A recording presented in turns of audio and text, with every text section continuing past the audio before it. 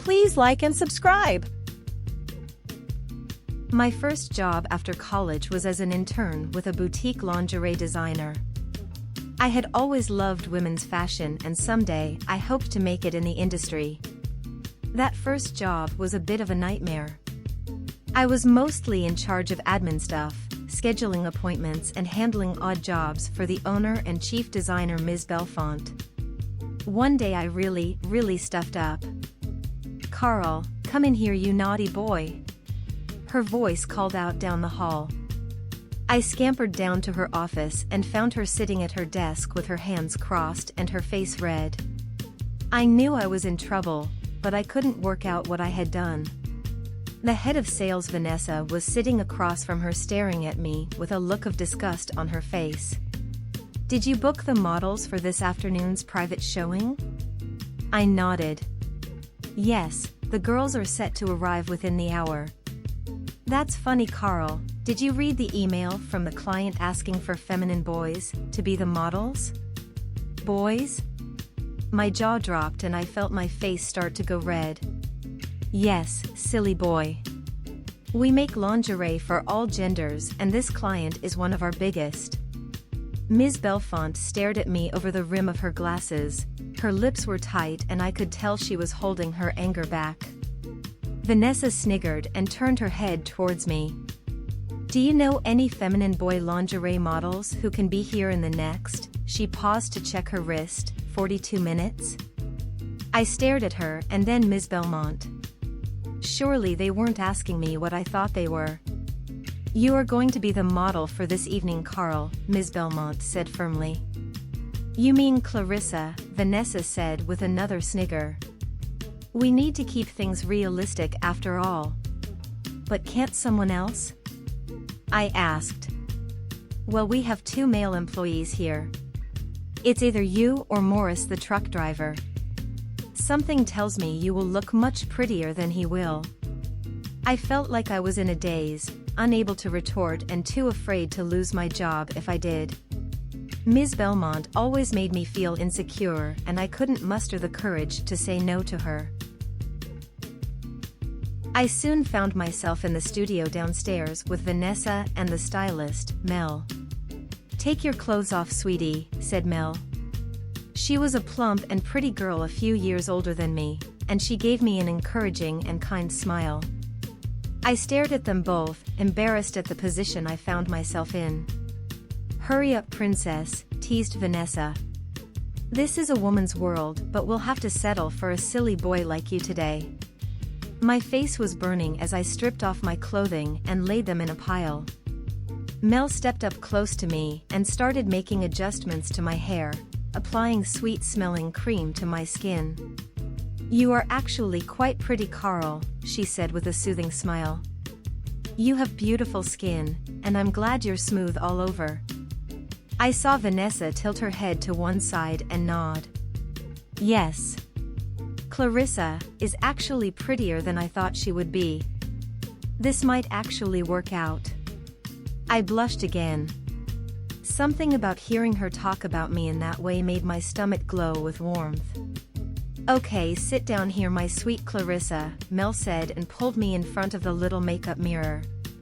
She began applying my makeup, her hands moving in well-practiced movements. "I think a soft baby pink lip gloss will suit your skin best, sweetie," she said and smiled at me as she applied it to my lips. "Are you a little nervous? All those men and women watching you, while you walk and sway and show off for them?" I nodded.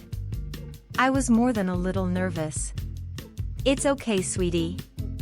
Have you heard how they say, to picture your audience naked if you feel nervous?" I nodded again.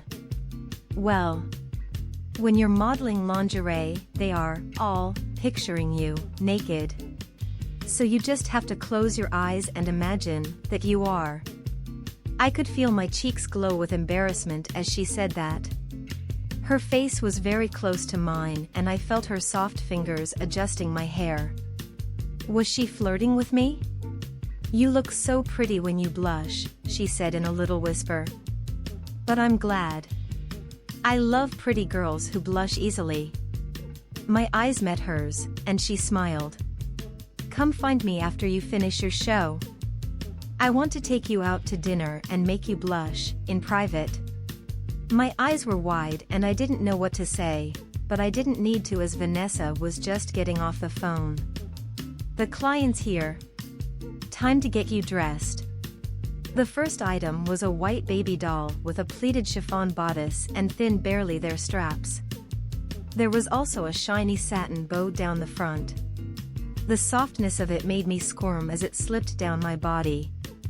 You look lovely, Mel whispered and gave me a kind pat on my bottom. Let's see you walk, Vanessa called out. I nodded and took a few steps, trying to keep my feet in a straight line, like I knew all the models did.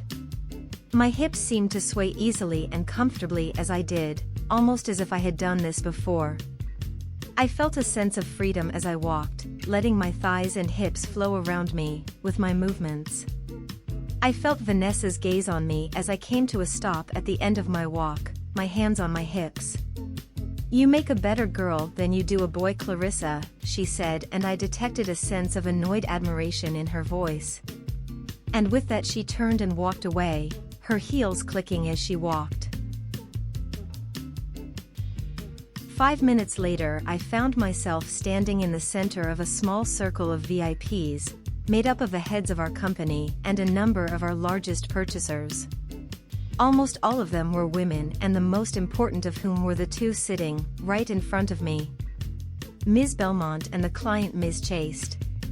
Their heads bowed and tilted towards each other as they surveyed each of the garments I was made to wear. Ms. Chaste was tall and thin and commanding, and she was dressed from head to toe in black. Occasionally she would gesture with her fingers for me to turn around or face one way or the other. A few times she curled her finger at me to come closer, and then her long fingers would trace over some lace or silk edging or some element of the lingerie I had on. She would then lean back towards Ms. Belmont and whisper something to her, to which Ms. Belmont would reply with a smile and a nod. Once she even reached for the skirt of the sheer pink baby doll I had on, and lifted it gently to reveal the matching panties I had on underneath. Her eyes then stared at me intimately.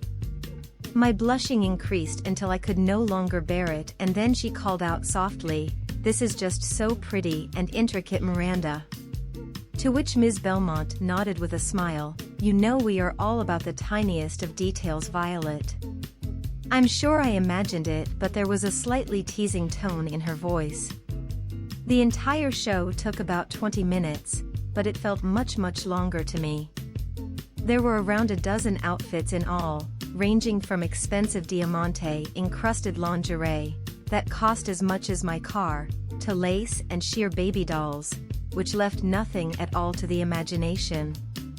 As I slipped into each outfit and stepped out into the little circle, I felt something begin to awaken in me. All those eyes lingering over me, running their collective gazes over me with appreciation, it all started to feel simply intoxicating. By the time I slipped on the last one, my heels were strutting, my hips were swaying, and my spine was arching seductively as I turned around slowly for Ms. Chaste. I was enjoying myself. "That was a fabulous collection, Miranda. You girls really outdid yourselves," said Ms. Chaste when everything was done. "You can expect us to send through our orders by Monday."